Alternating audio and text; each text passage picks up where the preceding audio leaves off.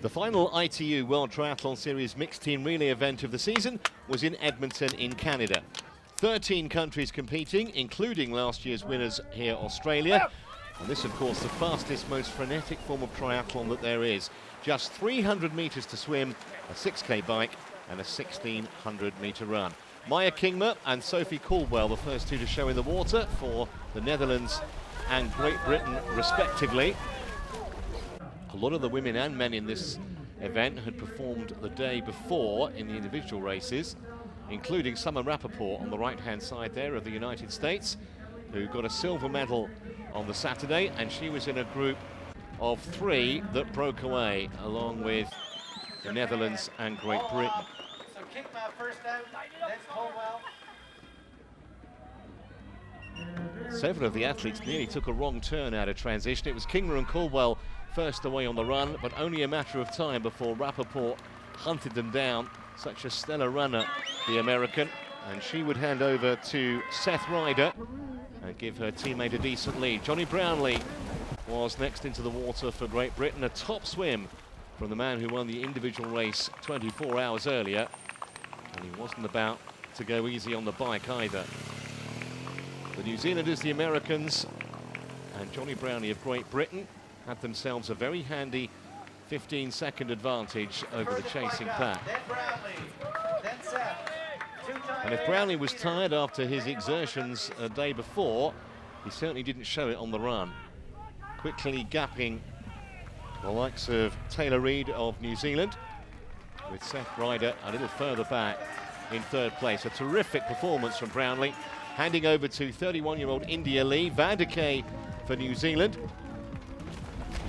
and Taylor Knibb for the United States. That was your 1, 2, 3 as the second of the women went into the water. Lee held that advantage over the 300-metre swim, albeit it narrowed a little bit, but she was away alone on the bike on a course that had a really steep uphill section. Van der Kaay and Knibb, working together, were able to reduce the gap and eventually catch the Briton some 2.5 kilometres from home. It was all Lee could do to try and stay with those two as they came into transition. In fact, the Brit did pretty well just to remain in touch. Van der Kaay, a terrific transition from her, got away from Knibb, who'd had mechanical issues in the individual race.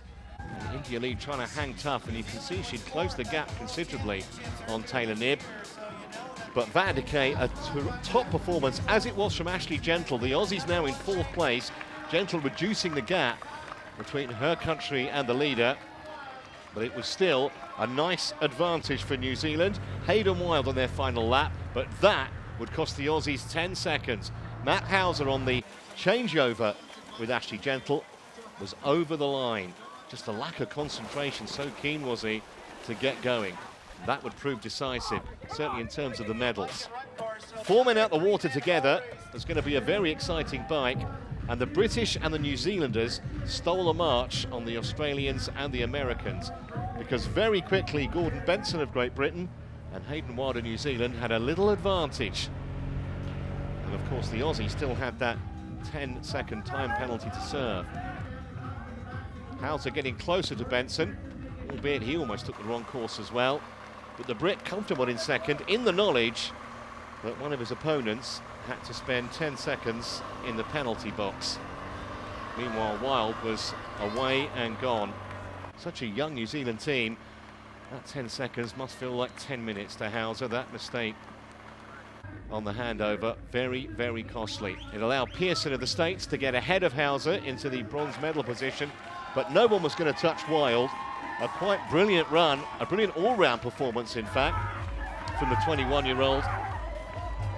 And a very respectable second place for Great Britain, who maybe didn't quite have their A team out.